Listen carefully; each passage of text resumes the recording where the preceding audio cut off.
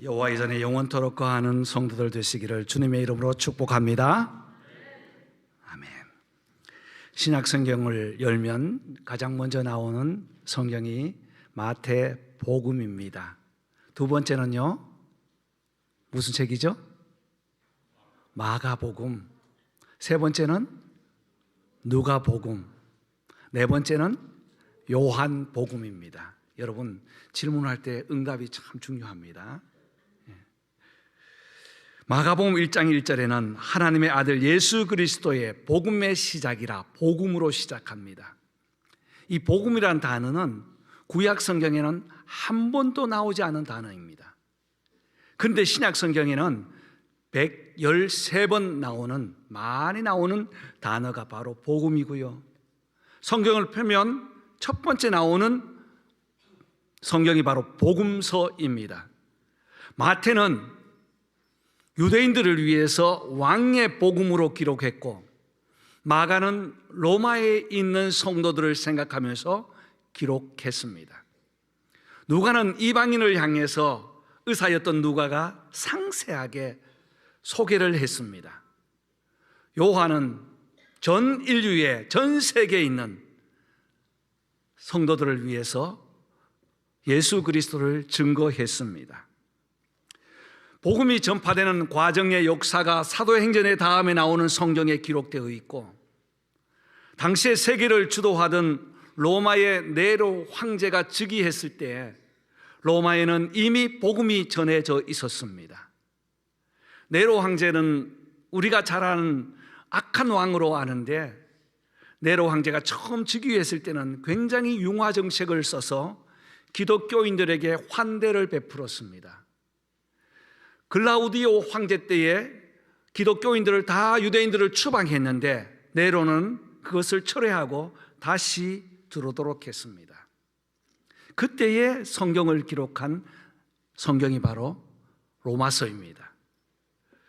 기독교인들을 확대하고 환대하니까 그들이 예수를 믿기는 잘 믿고 교회는 성장하는데 예수에 대해서 잘 몰랐습니다.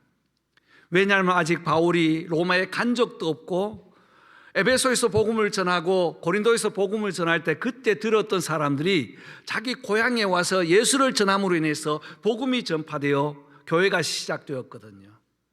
그래서 이들에게 예수를 바르게 가르치고, 예수를 바르게 믿고, 예수를 바르게 섬기며 생활하자 하는 마음으로 로마서를 기록했습니다. 그래서 로마서 전체를 보면 이 로마서는 뼈대를 세우는 것과 같습니다. 믿음이 무엇인지, 죄가 무엇인지, 어떻게 살아야 하는지, 예배가 무엇인지를 잘 소개하고 있어요. 그래서 우리의 온갖 마음을 다 바쳐서 예배자의 생활을 하는 것이 마땅하다 하는 말씀으로 12장에 기록해 놓았는데, 오늘 1장을 열면 그의 서론으로, 서막으로 그리스도의 종되었고 사도된 바울은 복음을 위하여, 하나님의 복음을 위하여 기록한다라고 되어 있습니다. 여러분, 복음이라는 단어의 유래는 제가 이미 말씀을 드렸습니다. 가장 기쁜 소식인데, 전쟁에서 승리했을 때 전령이 와서 이겼다 하는 말과 같이 기쁜 소식이라고 했습니다. 그렇다면 믿음의 백성된 로마인이나 믿음의 성도가 된 저와 여러분들이 어떻게 살아야 하는가? 예배자의 삶으로 살아야 한다는 말씀으로 시작합니다. 복음의 예배자라는 제목을 가지고 오늘 저와 여러분은 세 가지의 은혜를 나누고자 합니다. 먼저는 예배자는 누가 예배자가 되는가? 그리스도의 종된 사람들만 예배자가 됩니다. 여러분, 사람이 많이 모였다고 예배가 아닙니다. 회중이 많이 모여서 예배의 형식을 갖췄다고 해서 예배가 아닙니다. 로마서 1장 1절에 보면 예수 그리스도의 종 바울은이라고 되어 있습니다. 여러분, 종이라고 하니까 실감이 나지 않습니다. 종하면 한국에서는 하나님의 일을 하는 사람, 목사를 가지고 종이라고 많이 불렀어요. 그런데 이 종이라는 단어에는 종이라는 것보다 노예라는 단어가 더 어울리는 단어입니다. 그런데 성경을 번역하면서 영국과 미국에서는, 영어권에서는 종에 대한 슬픈 역사가 있습니다. 왜냐하면 종의 제도가 있었기 때문에 감추고 싶은 부끄러운 제도가 바로 사람을 차별하는 종의 제도였지요. 그런데 성경을 번역하다 보니까 종보다는 원래 원 의도는 슬레이브, 노예입니다. 노예는 주권이나 재산이나 유산권이 없습니다.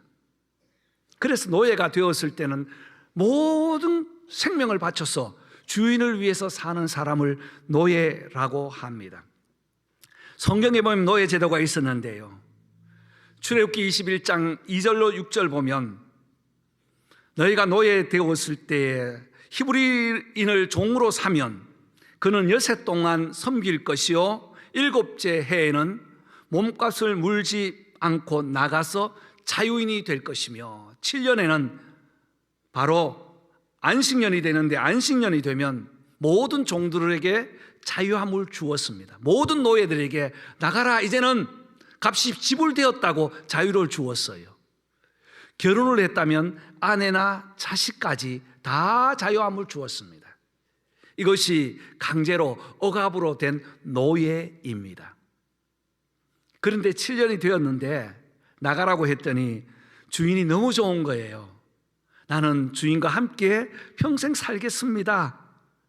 26장 출애굽기 21장 6절에 보면 그런 사람이 있다면 그를 재판장에게 데리고 가서 귀를 문설 쪽에 대고 구멍을 뚫어서 이제는 종이지만 자유자가 되었다, 자유의 몸이 되었다 하는 의미에서 귀에 구멍을 뚫으라고 되어 있습니다. 이는 노예를 가지고 자원한 노예라고 합니다. 여러분, 헬라 단어에도 보면 노예라는 말이 두 종류로 나와 있어요. 하나는 둘로스라는 말은 종이라는 단어로 번역되었지만 이 둘로스는 억지로 노예가 되어서 사는 사람. 그렇다면 바울은 어떤 사람입니까? 자기는 노예가 되었다는 거예요. 예수님의 노예가 되어서 살겠다는 것입니다. 그런데 이 슬레브라는 단어보다 이제는 servant라는 단어를 써서 디아코노스라는 헬라어를 선택했습니다. 이 단어는 바로 자유인이 된 노예입니다. 여러분, 이 말의 어원에 대한 이해가 있으십니까? 처음에 그는 하나님 앞에 강제로 콜링 받았지만 이제는 디아코노스라는 단어를 기록해서 이제는 내가 하나님 앞에 온전하게 헌신하여 서번트가 되었다는 말입니다. 사랑하는 성도 여러분, 인간은 원래 아담의 죄가 전가되어 죄의 노예였습니다. 헤어나올 수 없는 노예였습니다. 그러나 예수 그리스도께서 우리의 모든 죄악을 십자가에서 사해 주시고 이제는 우리를 둘로스, 디아코노스, 자원하는 귀한 노예로 핏값으로 은혜를 허락하여 주신 것입니다. 그러므로 이 은혜에 감사하고 이 종으로 하나님의 은혜를 입은 사람만이 하나님 앞에 예배자가 된다는 사실입니다. 사랑하는 성도 여러분, 저와 여러분이 이 자리에 모인 것은 나의 자랑, 나의 권위, 나의 무엇을 나타내려고 모이지 않았어요. 모두가 종된 마음으로, 종된 심령으로 하나님 우리를 불러주시니 감사합니다, 자유를 주시니 감사합니다라는 마음으로 모이신 줄 믿습니다. 그래서 존 메가더 장군 목사님이라는 분은 우리가 성경에서 잃어버린 단어가 있는데 이것이 바로 노예라는 단어라고 해서 책을 한 권 썼습니다. 그 책에는 마치 이와 같이 우리가 노예였지만 이제는 자유한 노예가 되어서 하나님의 은혜에 감사한다라고 하면서 그의 상징을 무엇을 보면 알 수 있는가? 바로 어머니의 사랑을 보면 알 수 있다고 했습니다. 여러분, 어머니는 자식을 위해서 어떻게 하죠? 헌신합니다. 몸을 다 바칩니다. 차라리 자식이 아픈 것을 보면서 자기가 아파합니다. 그리고 그래 다시 묻습니다. 왜 그렇게 하세요? 하면 뭐라고 하죠? 내가 좋았어, 자식을 사랑했어. 처음에는 의무적으로 할 수도 있지만 내가 자식이 좋아서 자식을 위해서 헌신할 때는 아까운 것이 없고 피곤하신 것이 없고 힘든 것이 없다고 했습니다. 여러분, 그렇습니다. 저와 여러분은 바로 그리스도 안에서 종이 되었습니다. 그리스도 안에서 좀 더 구체적으로 노예가 되었습니다. 주님을 위해 살고 주님의 영광을 위해서 살아가는 저와 여러분 되시기를 주님의 이름으로 축복합니다. 이 시간 한번 자기 자신에게 고백합시다. 나는 예수 그리스도를 위하여, 제가 할 때는 손을 꺼내가지고 같이 합시다. 나는 예수 그리스도를 위하여 종이 되었습니다.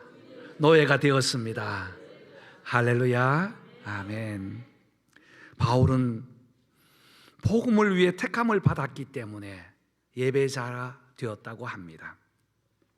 1절 하반에 보면 바울은 사도로 부르심을 받아 하나님의 복음을 위하여 택정함을 입었으니, 바울 자신이 택함을 받았대요. 이 택함을 받은 사람을 가지고 사도라고 합니다. 사도는 보낼 사의 무리 도자입니다. 어떠한 특별한 목적을 가지고 보내심을 받은 사람입니다. 사도가 될 수 있는 자격은 예수님께서 직접 부르셨고 예수님에게 직접 가르침을 받아야 했고 예수님이 보내셔야 사도가 되는 거예요. 그래서 성경에 사도라 하는 것은 바로 예수님의 12제자를 가지고 사도라고 합니다. 예수님의 12제자는 예수님이 부르셨고 가르쳤고 3년 동안 가르친 이후에 성령께서 너희는 세상 끝날까지 나가서 복음을 증가하라는 사명으로 보냄을 받았습니다. 그런데 바울은 그렇지 않았어요. 바울은 예수님을 핍박하고 예수님을 믿는 사람을 잡아 죽이는 데 앞장섰던 사람이었습니다. 그는 원래 유대인으로 가말리엘 문화에서 살아났고 로마의 시민권을 가지고 살았습니다. 율법으로 나무랄 데 없는 사람이었지만 완벽한 사람이었고, 스데반이 순교할 때 옆에서 옷을 받아서 그 장면을 목격했던 청년이었습니다. 그런데 바울이 어떻게 보냄을 받았습니까? 어떻게 예수님을 만났습니까? 그는 고백합니다. 사도행전 9장에서 그가 다메섹으로 갈 때에 예수 믿는 사람을 핍박할 수 있는 공문을 가지고 가다가 만나버렸습니다. 다메섹 가까이 갔을 때 가던 길에서 사울아 사울아 어찌하여 나를 핍박하느냐는 음성이 들렸습니다. 거기에 사울은 거꾸러졌습니다. 당신 누굽니까? 주님 말씀하십니다. 나는 너가 핍박하는 예수라. 주님, 나는 주님을 핍박하지 않았어요. 너가 지금 핍박하는 그 성도를 핍박하는 것이 바로 나를 핍박하는 것이라고 주님은 말씀하셨습니다. 바울은 거꾸로졌습니다. 앞을 보지 못했습니다. 이끌림을 받아 눈을 뜨게 되었고, 다시 갈라디아서 2장 9절에는 이방인을 위한 복음의 사도로 보냄을 받았다고 했습니다.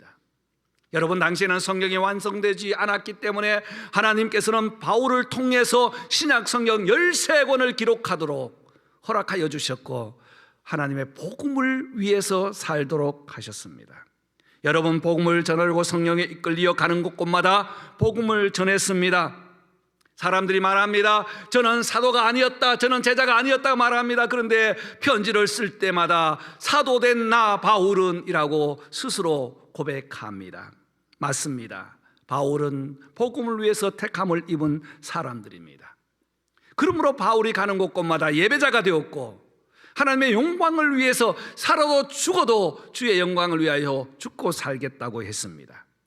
예배자는 우리 하나님을 위해서 사는 사람들입니다. 종된 사람은 이제 하나님을 위해서 사는 결단 있는 사람들입니다.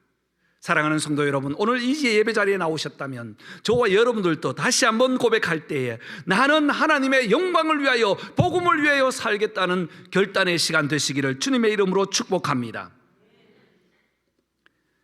따라서 우리는 모두 복음의 예배자입니다. 복음의 예배자는 어떻게 살아야 하는가 2절부터 4절까지 잘 나와 있어요. 2절, 이 복음은 하나님이 선지자를 통하여 그의 아들에 관하여 성경에 미리 약속하신 것이라. 3절 다 같이 시작. 그의 아들에 관하여 말하면 육신으로는 다윗의 혈통에서 나셨고 성결의 영으로는 죽은 자들 가운데서 부활하사 능력으로 하나님의 아들로 선포되셨으니 곧 우리 주 예수 그리스도시니라. 아멘. 이 고백이 중요한 거예요. 예배자는 이 고백으로 살아가는 것입니다. 맞습니다. 그는 육신으로는 다윗의 혈통으로 나셔서 인간 예수로 오셨습니다. 우리와 같이 자라나셨고 살아가셨습니다. 그러나 영으로는, 성결의 영으로는 성령께서 함께 하셔 주셔서 하나님의 아들이라는 것을 인정하고 택해 주셨다는 겁니다. 태초부터 하나님의 아들이시지만 인간의 죄를 위해서 육신을 입고 오신 거예요. 그렇지 않으면 지금 저와 여러분이 하나님께 나갈 때는 제물을 끌고 와서 제사를 드려야 하는데, 예수님의 죽으심으로 인하여, 단번에 죽으심으로 인하여 과거, 현재, 미래 모든 죄를 사해 주시고 믿는 자에게는 영생의 은혜를 주시나 약속하셨던 그 하나님의 은혜가 오늘 또 예배하는 저와 여러분에게 함께하여 주시는 줄 믿습니다. 예수님의 오심은 구약 성경에 다 기록되어 있고 그 오심이 신약 성경에서 증거되었고요, 이제 주님께서 다시 오실 그 약속을 믿고 살아가는 성도가 바로 믿음의 성도라는 것입니다. 만약 예수님이 인간의 몸으로 오시지 않으셨다면 우리는 아직도 죄인 그대로 있을 것입니다. 그러나 주님께서 죽어주시기 때문에 주님께서는 우리의 모든 죄를 사해 주셨고, 우는 자에게 위로가 되셨고, 없는 자에게 풍성이 되시며, 천한 자에게 높임이 되시고, 잡힌 자에게 노임이 되시며, 약한 자에게 치유해 주시고, 온 교회의 머리가 되어 주시는 줄 믿습니다. 이것이 바로 예배자의 고백이고 예배자의 삶이라는 거예요. 그래서 우리는 예수님의 탄생을 믿고 예수님의 구원을 믿고 예수님을 자랑하면서 살아가는 거예요. 하신 일을 자랑합니다. 이것을 가지고 송축이라고 합니다. 주님의 이름을 높여드립니다. 찬양이라고 합니다. 그래서 송축하고 찬양하고 오늘 또 박수치면서 우리는 예배에 함께 동참하게 되었습니다. 여러분, 예배는 콘서트가 아니라 살아계신 영적인 관계요, 영혼의 호흡이요, 영혼의 만남인 것입니다. 얼마나 많은 횟수, 많은 시간을 예배했느냐 중요한 것이 아니라 온전하게 하나님을 만나는 것이 더 중요하기 때문에 마음과 집중을 다하여, 뜻을 다하여 집중하여 영과 진리로 예배를 드려야 합니다. 그렇다면 1월 달에 여러분과 약속했던 것처럼 특별한 교육 시간보다 오늘은 예배에 관해서 여러분에게 한 5분 정도 말씀을 드리려고 합니다. 우리 교회 예배를 다시 한번 보십시다. 여러분이 주보를 받으시면 주보에 예배 순서가 나와 있는데요, 첫 번째는 찬양팀의 찬양이 있고, 두 번째는 예배 선포가 있고 부름이 있고요, 그리고 찬송가가 3곡 들어 있습니다. 첫 번째 찬송은 하나님께 영광을 돌리는 찬송이에요. 찬양팀 말고요, 예배 순서 안에. 그래서 복의 근원 강림하사 오늘 찬송하게 하소서. 오늘 이 찬송으로 하나님께 영광을 돌렸어요. 복의 근원 되신 하나님께만 영광 돌리는 의미입니다. 두 번째 찬송은 우리의 죄에 대한 속죄에 대한 감사였습니다. 세 번째는 하나님께서 우리에게 은혜 주시님에 따라 말씀 따라서 구원으로 인도하는 그 문은 참 좋은데 생명으로 갑시다 하고 말씀의 결단을 찬양했습니다. 그리고 마지막에는 결단으로 세상을 이렇게 삽시다, 세상 풍파많은 세상에서 오직 믿음으로 살겠습니다, 주의 길 따라가겠습니다 라고 마지막 축도전에 찬송을 합니다. 두 번째 있는 것이 바로 사도신경입니다. 신앙고백이라고 하지요. 이 사도신경은 참 중요합니다. 초대교회부터 이 사도신경이 만들어진 이후에는 이 신앙고백으로 인하여서 믿음을 확정하였고요, 거짓 이단들을 배격할 수 있는 라인이 되었습니다. 그래서 전능하사 천지를 만드신 하나님 아버지를 믿사오며 시작해서 예수 그리스도의 오심을 믿고 성도의 서로 교통함과 교제가 풍성하기를 소망합니다 라고 고백합니다. 여러분, 그 고백을 하셨죠? 예, 고백할 때 똑똑하게 큰 소리로 하세요. 중얼중얼 하지 말고요, 똑똑하게 하자고요. 그 다음에 보면 교독문, 성시교독이 있는데 이 성시교독은 시편으로 짜여져 있습니다. 그래서 이 성시교독을 통해서 구약 성경에는 모일 때마다 시편을 낭독했어요. 이것을 저와 여러분이 함께 회중이 교독하면서 시편을 낭독합니다. 그리고 말씀이 나오고 헌금봉헌이 나오고 예배가 나옵니다. 이것이 예배 순서예요. 여러분 예배를 드릴 때도 이런 생각을 가지고 관념을 가지고 온전하게 예배를 드리자 하는 것입니다. 또 예배에 관해서 조금 더 구체적으로 말씀드리면, 지난번 우리 예배부에서 모임을 가지고 우리 교회 예배를 진단해 보았습니다. 좋은 것은 파란색의 종이를 적어서 좋은 것을 적으라고 했고요, 또 고칠 점은 빨간색에 적으라고 했습니다. 우리 예배팀 찬양팀하고 우리 찬양대 기억나시죠? 기억 안 나십니까? 예, 작년에 했어요. 작년 10월 말인가 했습니다. 여러분이 적어 주신 것 가지고 우리 예배를 다시 점검하고 고칠 부분들을 다 이렇게 하나하나 보았는데요, 많이 적어 주셨지만 제가 5가지로 정리를 해보았습니다. 여기에 뭐 목사가 잘생겼다 이런 거 다 뺐어요. 찬양을 잘한다 이런 것도 있더라고요. 다 뺐습니다. 첫 번째는 헌신하는 마음이 참 아름답다. 여러분 동의하십니까? 예, 헌신하는 마음이 참 아름다워요. 찬양팀 찬양대가 일찍 나와서 준비합니다. 두 번째는 열정적으로 찬양하는 모습이 보인다. 여러분 보이는 것 같습니까? 네, 아멘. 보여요. 세 번째는요, 설교 시간이 안 길어서 좋대요. 명료해서 좋대요. 여러분 반응이 올 때는 짧아지고요, 반응이 없으면 설명해야 되기 때문에 길어집니다. 설교 길고 짧은 것이 아니라 할 수 있는 대로 바르게 정확하게 전달하기 위해서 저는 몸부림을 칩니다. 여러분 위해서 기도해 주시기를 부탁합니다. 예배 시간에 찬송가를 많이 불러서 좋다. 참 좋습니다. 어떤 교회는 찬송가를 전혀 안 부른대요. 예, 찬송가 불러서 많이 불러서 좋다. 최소 4곡은 부릅니다.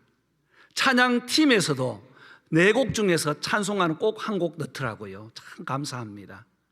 그리고 찬양팀이나 찬양대에 제가 설교 플랜을 해서 1달 또는 2달, 3개월 계획을 짜서 주면 이 인도자들이, 팀원들이, 팀장들이 고민을 합니다. 오늘 본문에 맞춰서, 말씀에 맞춰서 찬양을 뽑는데 저는 놀라웠어요. 아마 일주일 내내 고민하는 것 같아요. 오늘 찬양에도 보면 다 본문 성경과 함께 한 컨셉이 될 수 있도록 그렇게 하는 것이 참 아름답습니다. 오르간 반주자가 있어서 은혜롭다 하는 것도 2번 나왔어요. 예, 오르간은 지금 고장나서 그저께 부품을 떼가지고 수리하러 다시 갔습니다. 오래되다 보니까 자꾸 되다 안 되다 해서 그제 떼가지고 갔습니다. 예, 수리해오면 함께 또 섬기도록 하겠습니다. 감사합니다. 우리 찬양팀과 찬양대원들에게 감사 또 수고한다는 격려 박수 한번 해주시면 좋겠습니다. 자, 2번째 고칠 점, 우리가 돌아보아야 될 것, 찬양을 너무 가볍게 생각하는 마음을 없애자는 겁니다. 예, 여기 나온 거예요. 제 생각이 아니고요. 찬양을 너무 가볍게 여기지 말자는 겁니다. 이 찬양이 예배 때만 부르는 것이 아니라 생활 가운데도 여러분이 찬양했으면 좋겠어요. 하나님께 예배하는 생활 예배는 찬양인 겁니다. 음량 악기 소리 조절이 필요하다. 예, 맞습니다. 계속 수리 중입니다. 이제는 어느 정도 된 것 같은데요, 아무튼 숙제입니다. 고민이고요. 우리 찬양팀과 찬양대 모두가 이 부분을 고민하고 있고 또 연구하고 있고, 우리 실력이 모자라서 뒤에 조절하는 것도 부족해서 계속해서 업그레이드하고 있습니다. 세 번째는 준비하면서 좋은 언행을 사용하자. 맞습니다. 우리가 이제 준비하기 전에 막 들어오기 때문에 준비할 때는 지난번에는 라이트를 다 끄고 여기만 켰어요. 예, 그렇게 해서라도 조금 조절을 하면 좋겠고요. 준비하면서도 서로 좋은 언행을 사용하지, 부드럽고 또 은혜로운 언어를 서로 사용하면 좋겠다 하는 것도 나왔습니다. 네 번째는요, 뭡니까? 다 같이 시작. 단정한 복장에 더 신경 쓰자. 예, 앞에 서는 분은 저도 추리닝 입고 이렇게 뭐 스리퍼 끌고 나오고 싶어요, 때로는. 그러나 우리는 하나님께 예배하는 자들이기 때문에 명품 옷을 입으라고 하지 않습니다.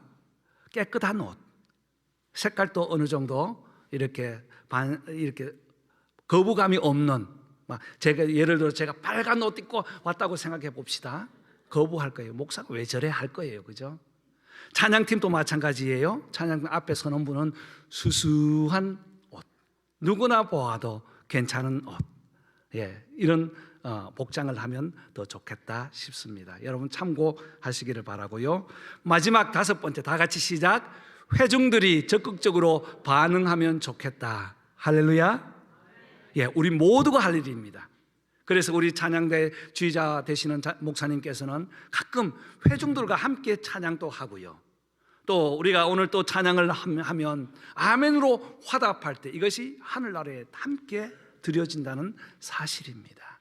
그래서 예배나 찬양이나 모두 회중과 함께 교제이기 때문에 우리 함께 찬양을 세워가면 좋겠습니다. 여러분 말씀을 맺겠습니다. 오늘 복음의 예배자로서 먼저는 종의 마음의 자세를 가져야 된다는 거예요. 노예의 자세를 가져야 된다는 겁니다.